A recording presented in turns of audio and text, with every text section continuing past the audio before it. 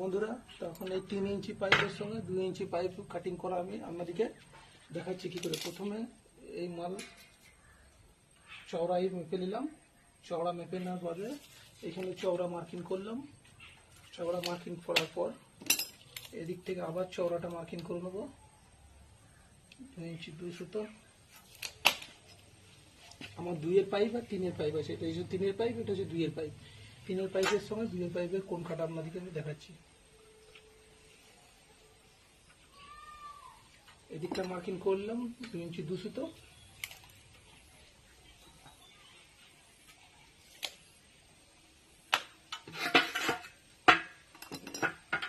Right অ্যাঙ্গেলের বসাই রাখতে হবে এটা।